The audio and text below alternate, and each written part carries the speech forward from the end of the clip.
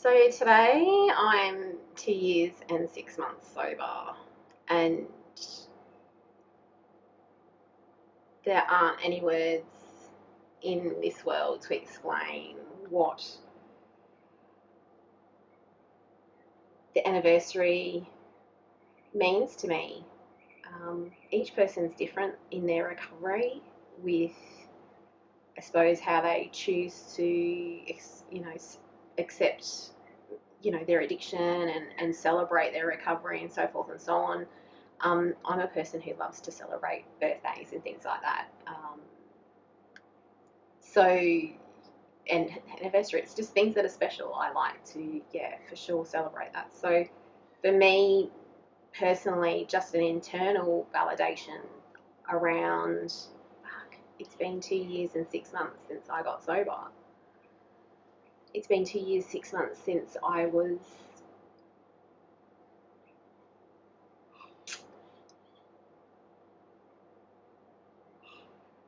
a victim, a, you know, a slave to a substance that had me literally tasting my own death. I posted a screenshot of, I have an app which most of the followers know about. And it tracks that you check in each day, and you know where you're at with your sobriety, and I love it. I love having, I don't always, like, I get the notifications, sometimes I don't always do a lot. I just check in, that's it. I don't get into a lot of thought process around it. But some days like today, I do have a thought process around it, and that is, I keep speaking a lot lately in the last couple of months, that I tasted my own death when, now when people are, and I'm writing my book, when people ask me, like, what did it take for me to get into recovery? Number one is lying in a bed knowing that I created two humans that needed me, that still need me, one of which was in the room next door playing his Xbox. That's my number one thing. My number two thing was I tasted my own death. I watched Julie Garland movie on Foxtel last night, that Renee Zellweger portrays brilliantly. That was hugely emotional for me to watch, because I related to somewhat, the blacking out, the drinking, the pills, just the consistency around also losing your marbles at times, like having those psychosis, the psychotic episodes, where literally you're just losing your mind. You're so drunk, you're so comatose in a really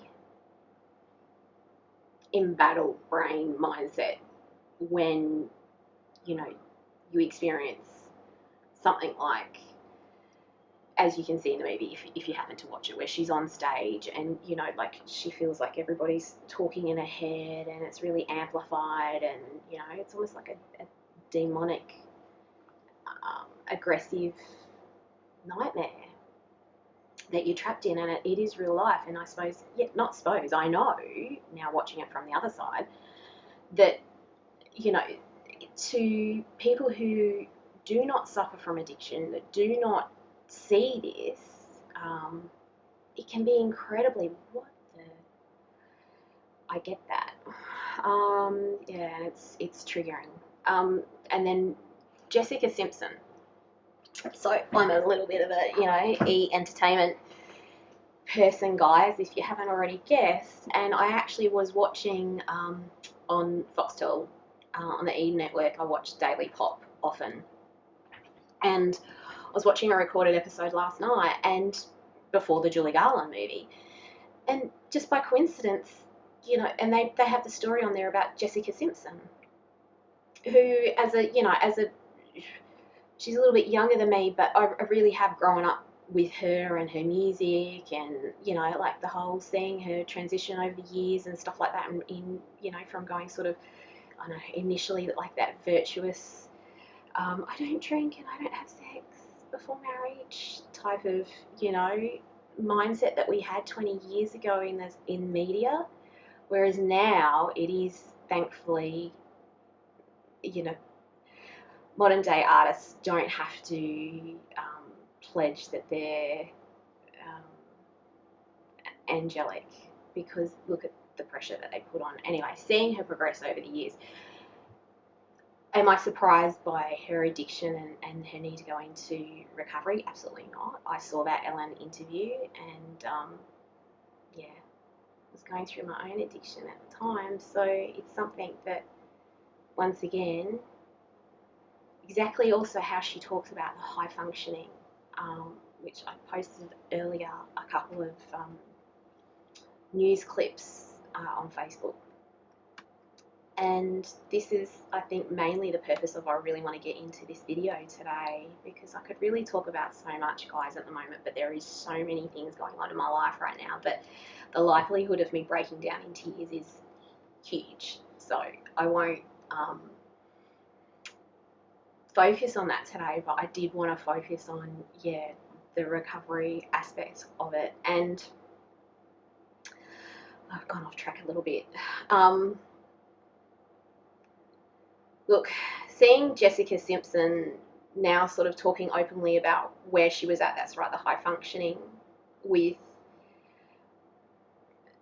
how did it get that far? That's what I've been watching on these like the Daily Pop. That's what they were discussing. Like, how did these people around people like Julie Garland and people like Jessica Simpson, how did their family, how did the people that saw them and was with them each and every day,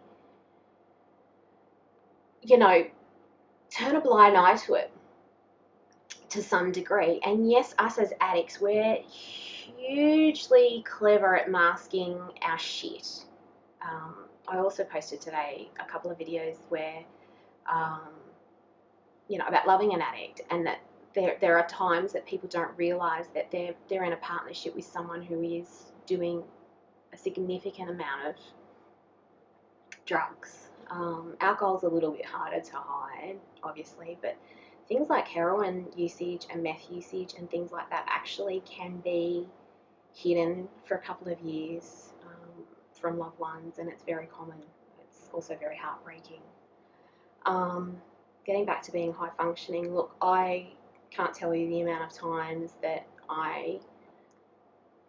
over a 10-year period, so this wasn't, a 2-year thing, like over a 10-year period, as my alcoholism progressed, the more I had to deal with situations, the more likely I was like intoxicated at the time, guys, because the drinking at 10 a.m. started in 2011, 2012. That's really when I progressed across from drinking at night time. All of a sudden, by 10 a.m. I just have, like this is, would be my cup, and I think, oh, look, I'll just have a shot because it's just gonna, like, it's like a Bloody Mary. That's what they do, isn't it, in the movies? Slippery slope. Slippery slopes for mums who work from home, and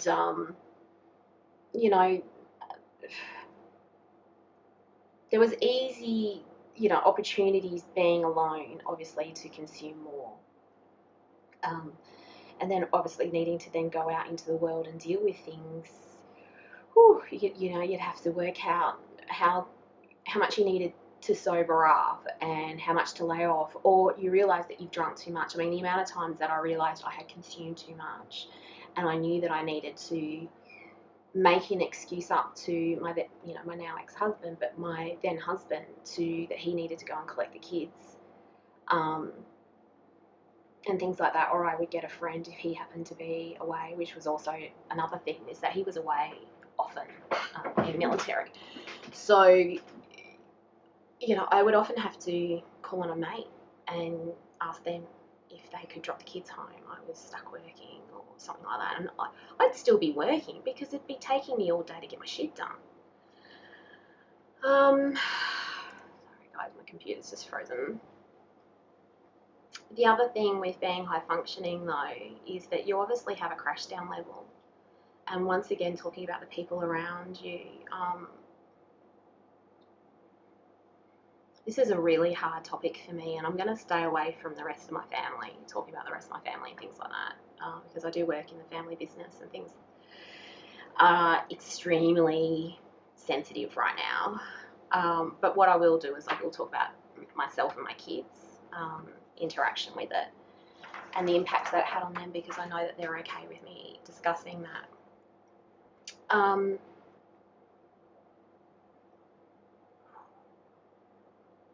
There is nothing probably more frightening for a child, and the reason why I know it is because my dad is an alcoholic, my biological father. There's nothing more frightening for a child than walking in to your bedroom or to the lounge room and seeing, or to your parents' room and seeing them passed out and not being able to raise them, not being able to get them to respond to you. You know that they're breathing. Often my dad would have the Bacardi bottle next to the bed with the pills, so Seropax and things like that, because he sustained burn injuries before I was born, before I was conceived. And so he's been a long time prescription pill user. So I remember that and not being able to raise them. So for me, in my high functioning addiction, there's only so much before you're not high functioning.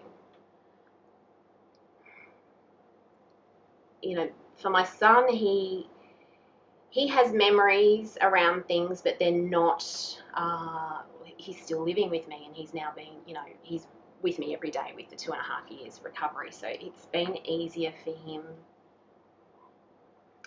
to come out of things, and for him, he's dealt with some memories. However, the issues around my 20-year-old daughter, bless you, my possum, her fears and the inner traumas are very real, and they're still very real for her. The amount of times that she, had to come in and make sure I was still alive, I think.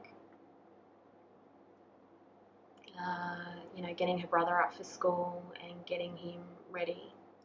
I would be present, and I would verbally, yell out something, often asking for a cup of tea, being a true ego narcissistic mother, which that is, like all about me. Sometimes I would have massive guilt because the night before I've laid into them, I've gotten really tanked. I'm not proud of this, so I'm looking away, guys. I've gotten really tanked. Something's really pissed me off. Someone's really pissed me off. I might have had a fight with someone, family or romantic or whatever, and I would get tanked, and they were in the direct firing line of my verbal abuse, my verbal attacks. And for those that know me, that is one of my hardest traits to get under control when I'm really fired up at the best of times sober.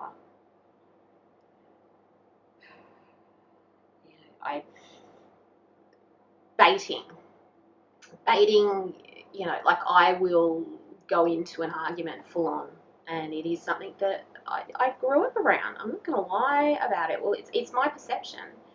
As a young teen, to get attention within the house, we would create drama, and we all did it. And there would be a really ridicule, and aggression and anger. That is how communication occurred in our family. And we'd have to listen for hours and hours about just shit. Anyway, I did the same thing. I was doing the same thing to my flipping kids. I was repeating horrific, ugly cycle of just toxic drama and crap. So if I wasn't passed out, if I wasn't not able to pick them up from somewhere, I was spewing my bullshit onto them. You know, not to mention then they would have to hear me in the mornings throwing my guts up as well. You know, on those days when you just take it, you've taken it too far the night before.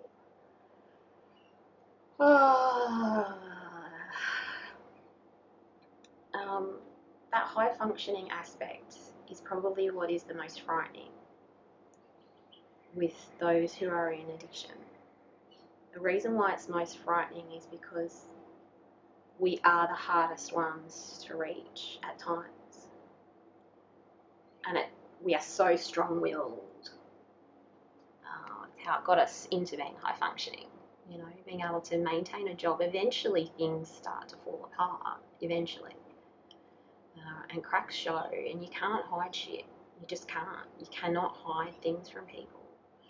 And it's why isolation happens too. Isolation and addiction occurs because you don't want people to see the pills you're taking. You don't want people to see the amount that you consume and how quickly you consume it. And you will end up in scenarios where you're slurring your words or you're falling asleep on the couch and, you know, really random things too. But it brings me into the next, you know, if you're not isolated and you are around people, you know, why, you know, with Jessica Simpson and Julie Garland, like, why are we not as family members and that doing more? Some I know do amazing. Like, I've been to rehab and I've been to the family programs. My ex-husband did do those with me. You know, and seeing the parents particularly come along to those, particularly there was some younger girls in rehab with me in Curl when I attended there. And there was one girl that I'm thinking of, and she was 18 at the time. And her parents, both her mum and her dad, attended. I really feel like it really impacted me. I really learnt a lot. And there was some real, within that family program, I think at that point, the father made the realisation that his drinking was out of control. And there was just some really massive breakthroughs in the room all round, and we all cried, and it made me realise that, and she really started to get better, like immediately, like the next day within therapy, this young teen who had been quite frustrated and angry and aggressive and really was bucking up at each therapy session that we had, in group or individually and things like that. She was quite volatile. She reminded me of me. Within that 24-hour span, we had a group session, and she was just a completely different chick. You know, and the father himself, I do understand that he did attend recovery, and he did go into recovery himself, and it changed. It was, and what worked was starting that dialogue,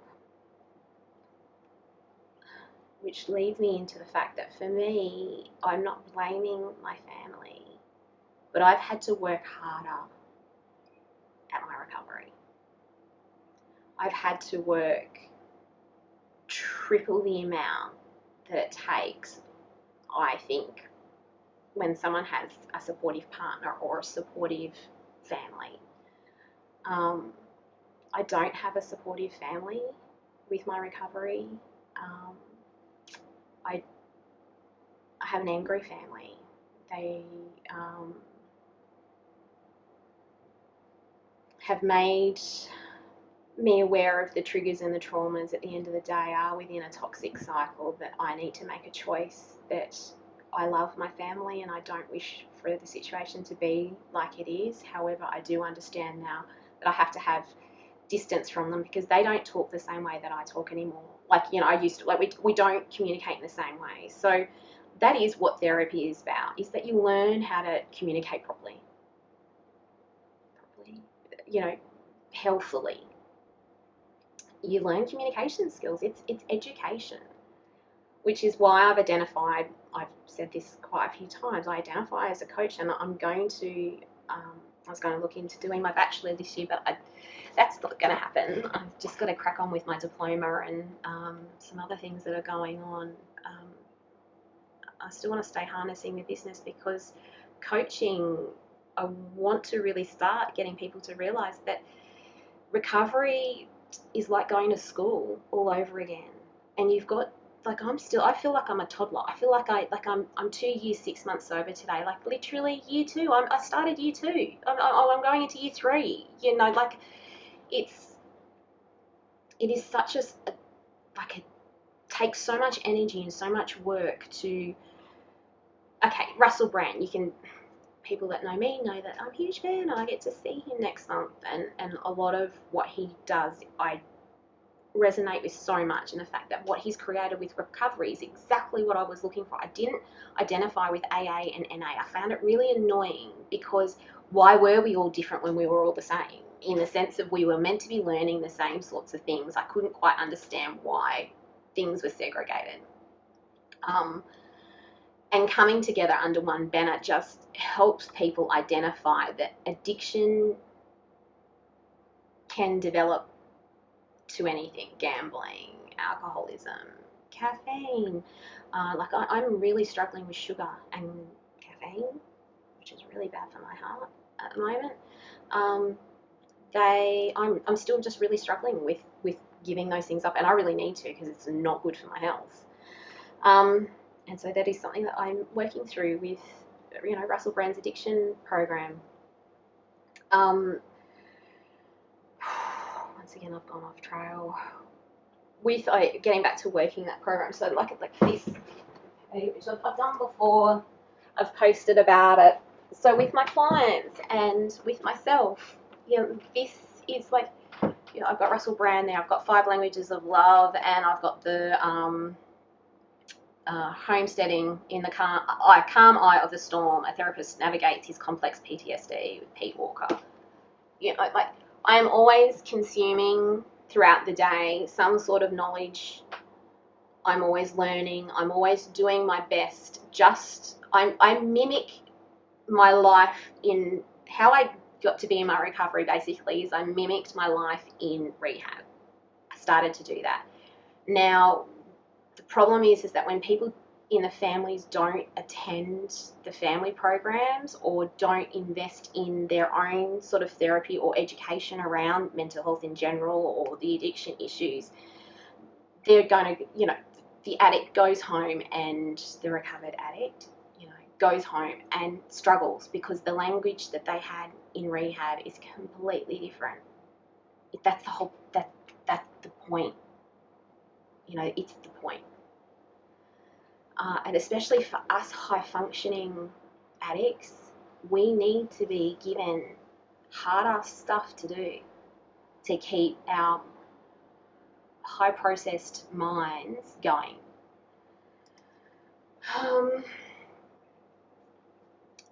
So for me, life in recovery is that's the difference, but that has kept me from relapsing. Events in this past month, January 2020, ooh, high five, you kicked my ass. But I'm kicking life, because I'm 2.5 years sober.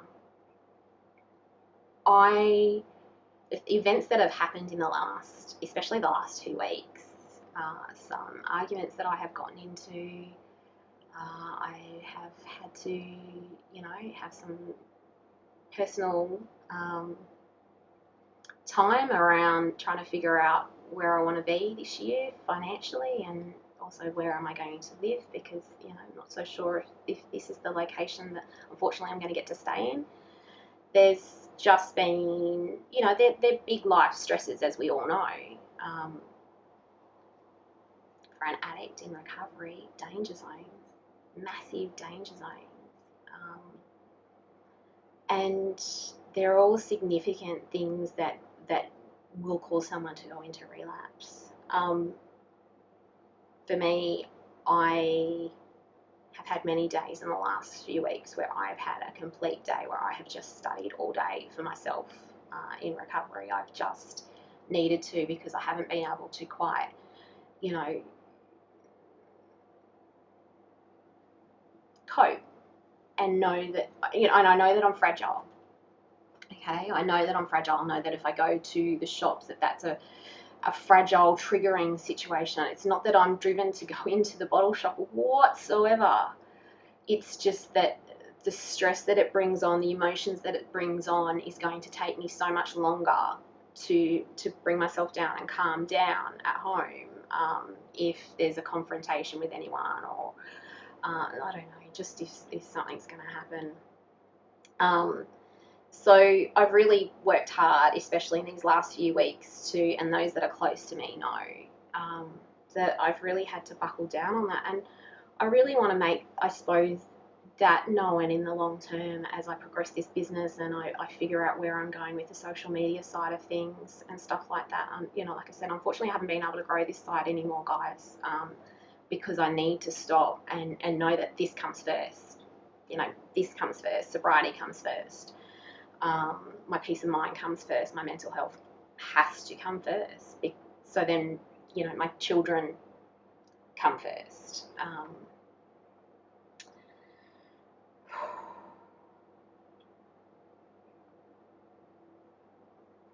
I do my best to think that not a day goes by where I don't consciously acknowledge the fact that I am an alcoholic. That's it in a nutshell. Full stop with addiction in general. Once you're able to say,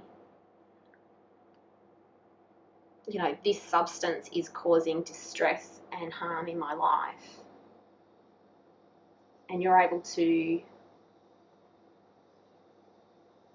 own the fact that you have no power over it, you can't control it.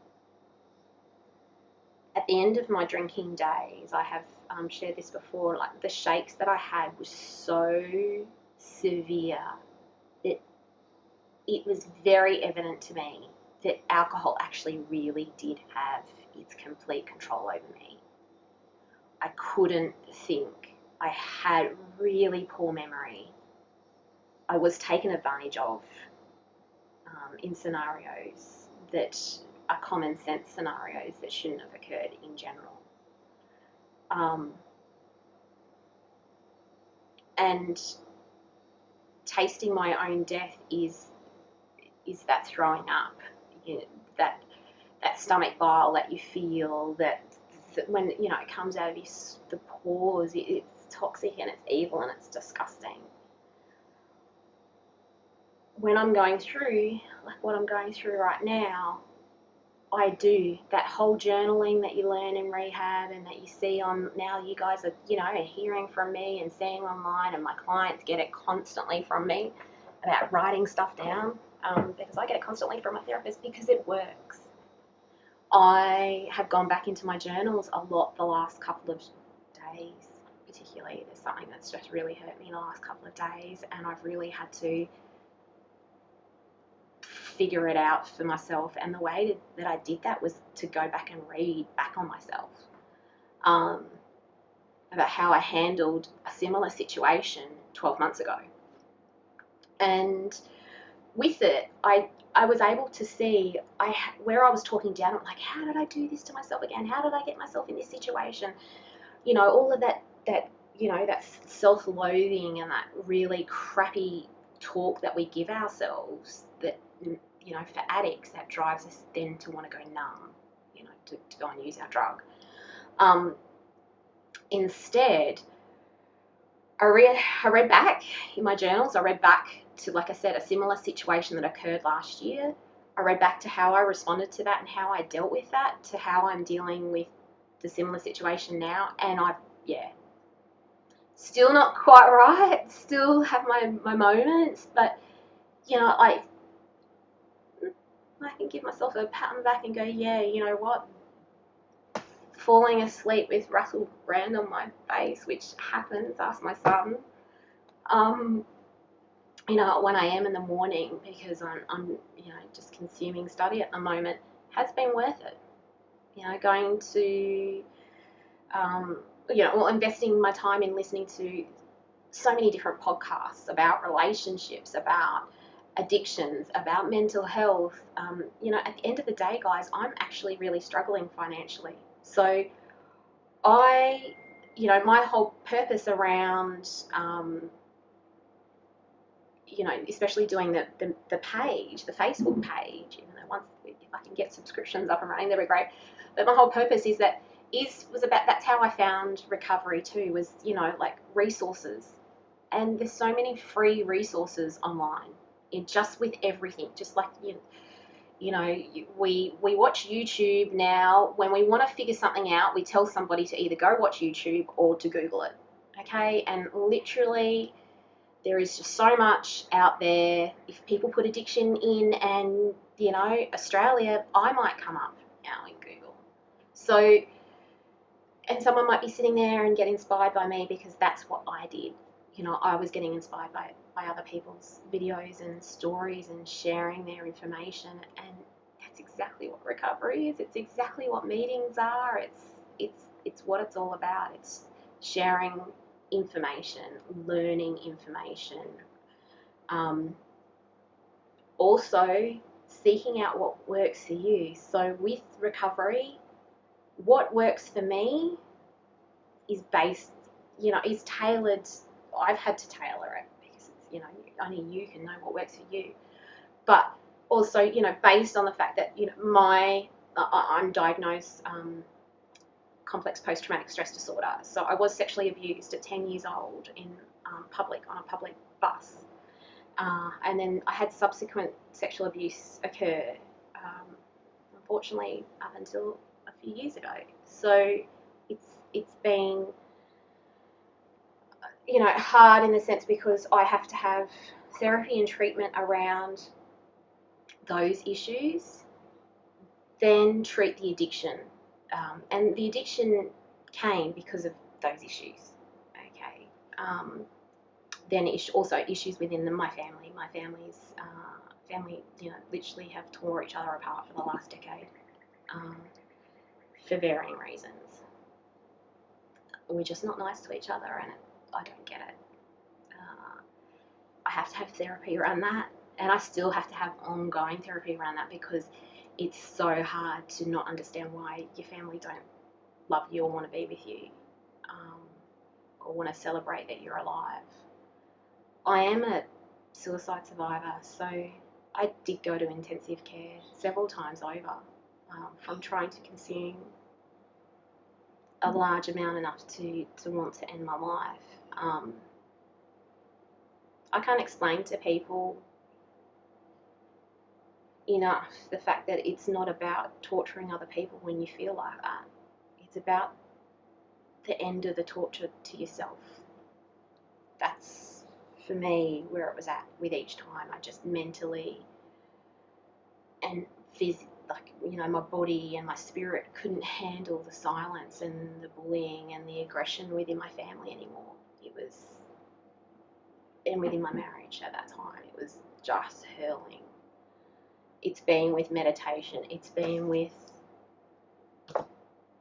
podcasts and things like that, that when I get into a mindset like that, I don't, I don't even come close to resorting to those sorts of measures. Something happened recently where somebody triggered me that in the past their behaviour has caused me to self-harm, severely self-harm. Now, this person significantly triggered me this past month, and I'm really proud that I didn't.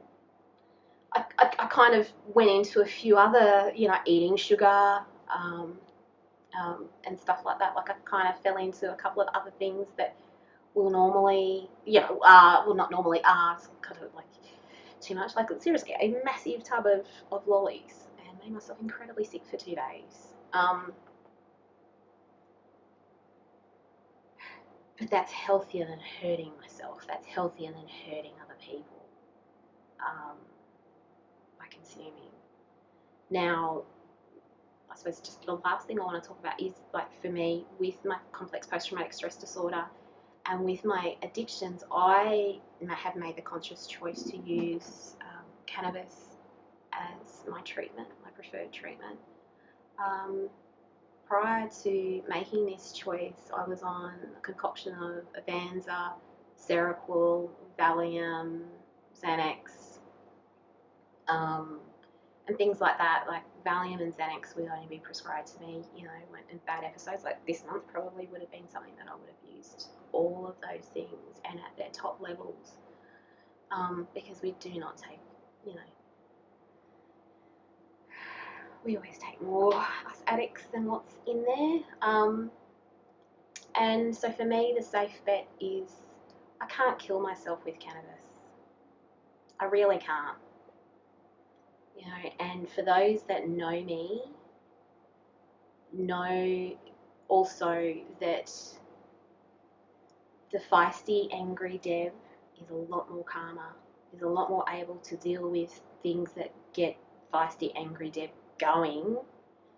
Doesn't occur, you know, but you know, I'm able to, like, I'll get a bit of, you know, frustrated, angry, but if I'm able to consume my medication within, you know, minutes, I am calm.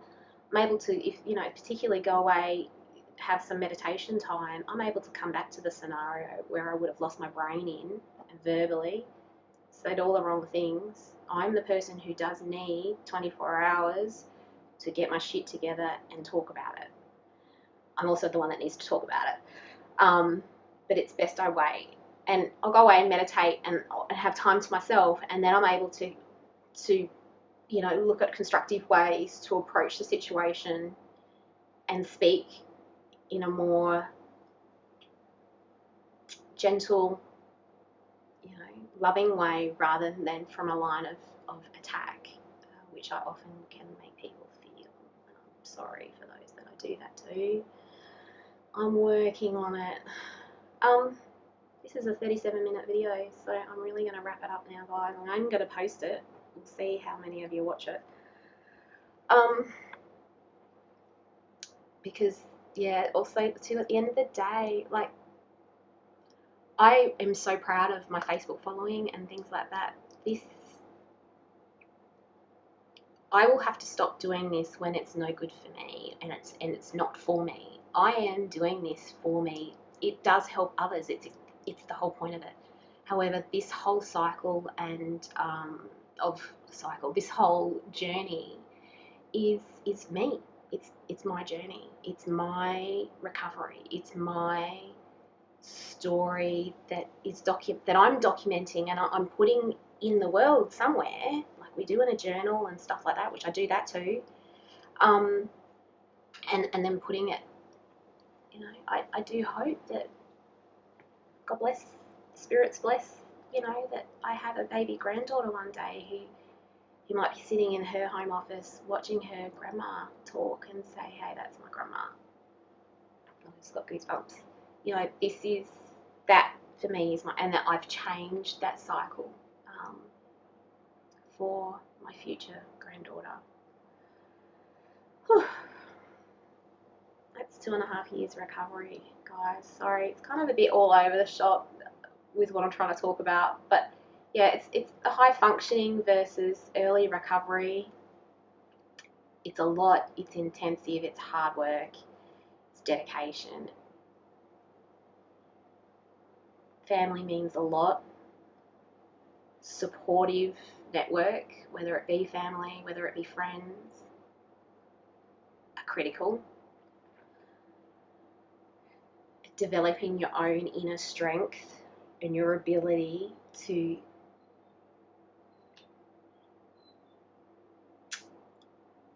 self-teach, you know, to stop playing victim. It's okay to have a vent. It's okay to say, I'm not coping right now. It's okay to say, hey, fuck you. It's really okay to say that. If there are emotions inside us that we have to express. However, what's okay is to learn how to do it properly and appropriately. And then if also to learn how to apologise and to acknowledge when you don't. It helps everyone move on quicker. Thanks for listening, guys. And I will try to get a video up, I think, once a month at the moment, and we'll go from there. I'll keep you posted. That said, I'll probably post one next week.